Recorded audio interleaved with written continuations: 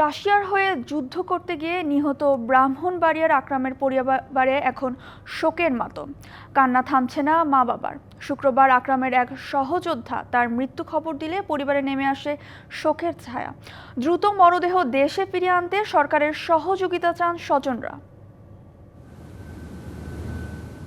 উন্নত জীবনের আশায় প্রায় ৯ মাস আগে রাশিয়ায় পাড়ি জমান ব্রাহ্মণবাড়িয়ার আশুগঞ্জের লালপুরের হোসেনপুর গ্রামের যুবক আকরাম হোসেন। চাকরি নেন চীনা একটি কোম্পানিতে। বেতন দিয়ে সংসার ভালো চললেও ২.৫ মাস আগে দালালের প্রলোভনে যোগ দেন রুশ সেনাবাহিনীতে। তবে পরিবারকে কিছুই জানাননি আকরাম। নিয়মিত যোগাযোগ রাখতেন স্বজনদের সাথে। কিন্তু গত ১৩ এপ্রিলের পর আকরামের সাথে যোগাযোগ বন্ধ হয়ে যায় পরিবারের। এরপর শুক্রবার সকালে আকরামের সাথে যুদ্ধ করা এক বাংলাদেশি জানায়, ইউক্রেনের মিসাইল হামলায় ছিন্ন ভিন্ন হয়ে গেছে আকরামের শরীর। টানা ৭ম-বারের মতো বেস্ট টিস্যু পেপার ব্র্যান্ড হিসেবে স্বীকৃতি পেয়েছে বসুন্ধরা টিস্যু। গিয়েছিল কাজের উদ্দেশ্যে, কিন্তু দালালরা নিয়ে তারা যুদ্ধে লাগাইছে। প্রায় ১২ লাখ টাকার মতো তার গরু আছিল, তার জমি জমা আছিল, সে বিক্রি করে পাঠাইছে। এখন তার পরিবার একবারে নিঃস্ব।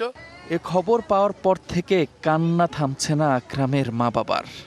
আমি একদম পথের ফকির হয়ে গেছি গা। আমার ছেলের লাশটা চাই, আমার ছেলের ক্ষতিপূরণ চাই। আমরা যুদ্ধ পাঠাইছি না, আমরা পাঠাইছি কর্মস্থানে টেকনিশিয়ান কাজ করার জন্য।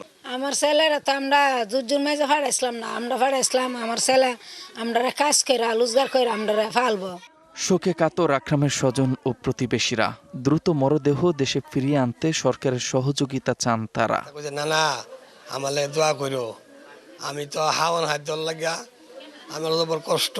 যুদ্ধতে মারা গেছে, আমরা লাশটা চাই দেখবার লাগিয়া। কোম্পানির তেহারা বিক্রি করছে, আমরা তো বিক্রি করে দিচ্ছি, আমরা তো আইবার কোনো সুযোগ নাই। আমার নাতির লাশটা চাই, সরকারের কাছে আমরা অনুরোধ। তার লাশ ফিরিয়ে আনার বিষয়ে সকল ধরনের সহযোগিতা, সকল ধরনের প্রক্রিয়াগত কার্যকলাপ সব প্রবাসী কল্যাণ মন্ত্রণালয় থেকে করা হবে এবং এই ক্ষেত্রে তার যদি কোনো ধরনের সহযোগিতা প্রয়োজন হয় উপজেলা প্রশাসন তাকে সর্বাত্মক সহযোগিতা প্রদান করবে।